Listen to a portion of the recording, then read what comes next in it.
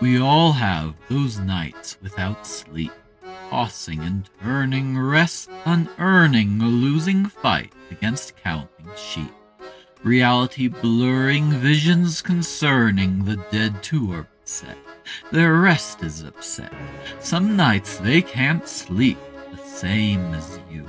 Their beds they forget. Hush lest you fret, they only bite sheep. I hope that's true.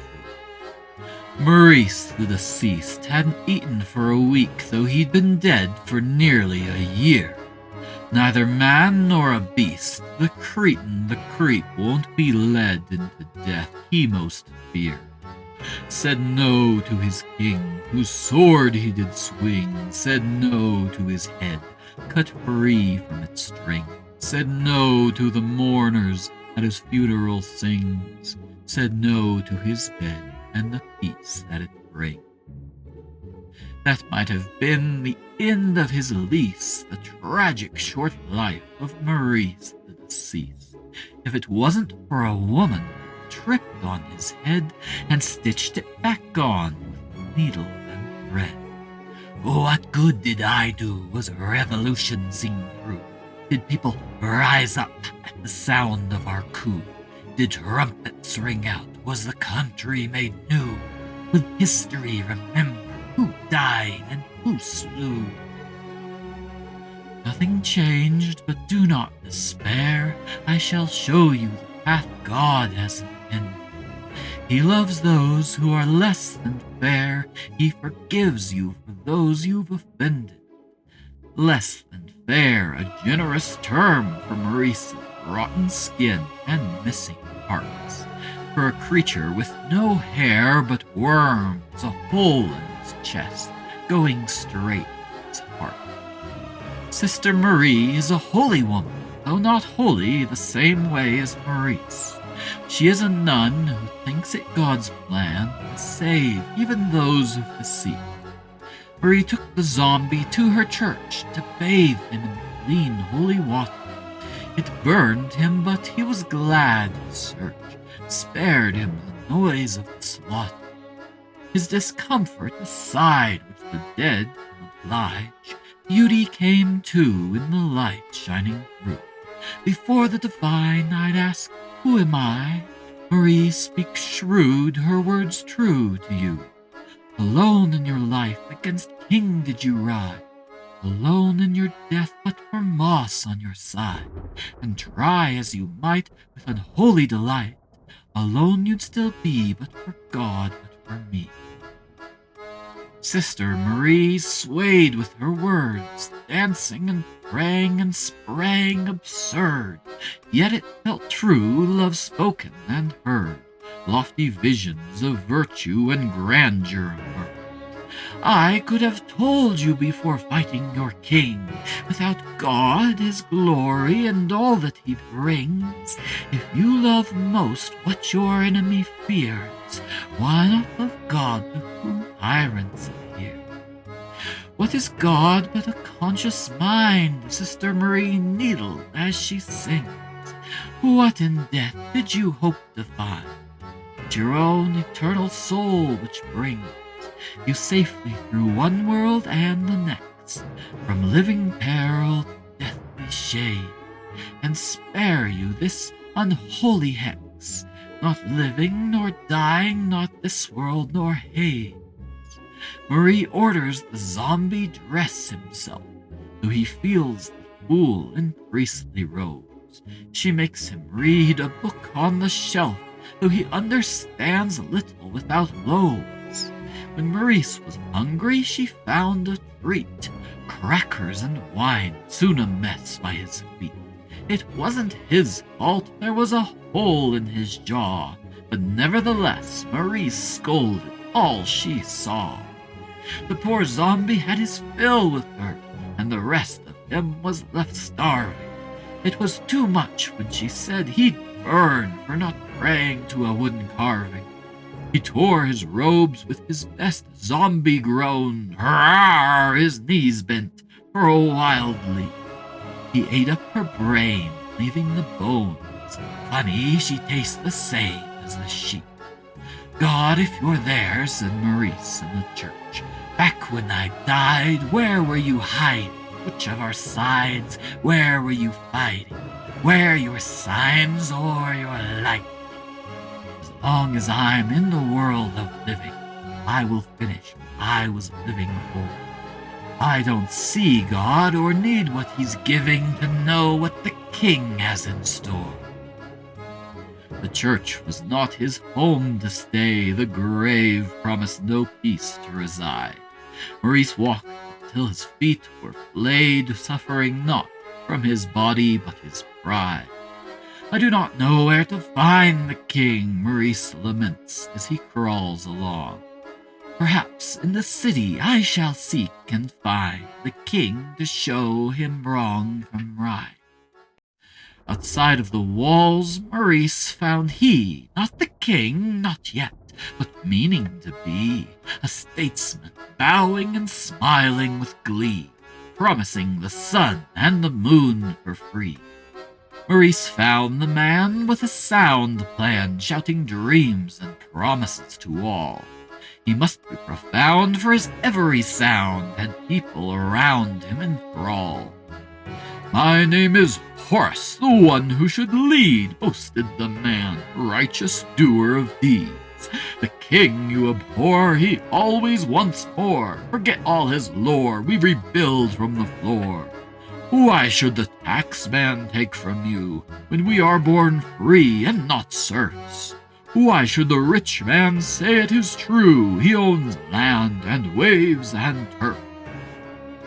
I too hate the king, a curse on him bring. Maurice passed through the terrified crowd.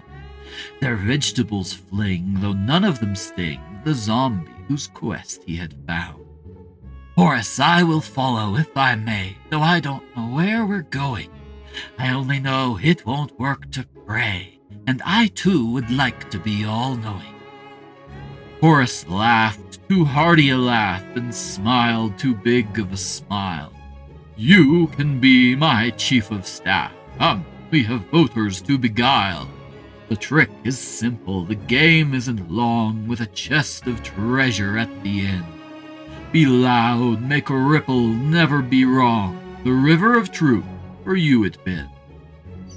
The people want so much, I know not what to say. Maurice tried to explain, so not to lead astray. I do not have a brain, I lost it when I was slain, so how can I campaign? Thou shalt say 1,000 things, and say them 1,000 times. When you do that, and say nothing, you'll be as great a man as I am. Maurice followed the politician on his mission, dressed up in a fine tailored suit. Though the rhetoricians never hold a position, there was nothing Maurice could refute. Every shadow became a monster, foe to blame and hate. Every blow became another proof that Horace was their fate. 1,000 kings surely couldn't bring all these wonders you have sworn. All these promises you sing are an impossible bore. The big man laughed in his big mouth way. It's some other slob who has that job. We say what we say, and someone will pay. We rob who the mob doesn't like on that day. And I'm sorry, sir, I can't follow. Though I have no brain, I have a heart. Now I see a clearer view. From your company I must depart. No, you said you'd follow me. You know too much and will tell.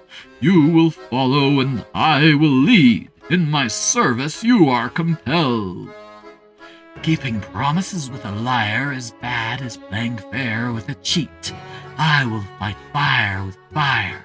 Your brain will be the next I eat. Maurice did just as he said, and felt good to be honest at last, even though eating this brain was too small to much break his fast. The zombie continued on his way until fortune or ruin sealed his fate. To the palace, the king, the price to pay, the death of one or both by end of day. The peasants shrank in fear, the guards rather busy somewhere else. glass, until at the window Maurice did leer, revenge rotting mind and health. There at the window stands the king at last, his brow is furrowed, his hands are clasped, his kingdom in limbo, clutching his flask. To his scholar, the wise man Otto, he asks, "What is to become of me? My soldiers gone, they'd rather flee than aid their king in time of need. Why must I turn now to philosophy? Do the men fear death or life where you rule? What are their requests? Does it make them all fools? Nothing has meaning without philosophy. There is more to life than what you can eat." The king threw his flask to the ground. The people are hungry, danger abounds. Philosophy tells the wolf from the hound. Can't make them hunt, no help to be found. Maurice rose, his bones to break the glass, but paused when Otto the scholar asked, "What can be pure which doesn't last? How can food be good when it's gone so fast? Worldly power is a false dream, and waking will cure all your fury. Why not believe life's more than it seems, and let peace replace all your worry?" Otto's words had more feeling than the politician, and less anger than those of the nun. Maurice was impressed to see no ambition to control all under the sun. The zombie hid in the royal garden, listening to loyal Otto preach. The scholar knew what he said, but no one else did, as his meaning was just out of reach. "Your words betray you are wise. It is a spell you cast. But all I understand from your cries is too little future and too much past. You only look forward to dying, but doing that once was enough. Won't you come down from your ivory tower, or is wanting to help all a bluff? What is real isn't real. What is true isn't true. You only trust what you feel if you're a beast or a brute. Life isn't fair, we're trapped in our cell.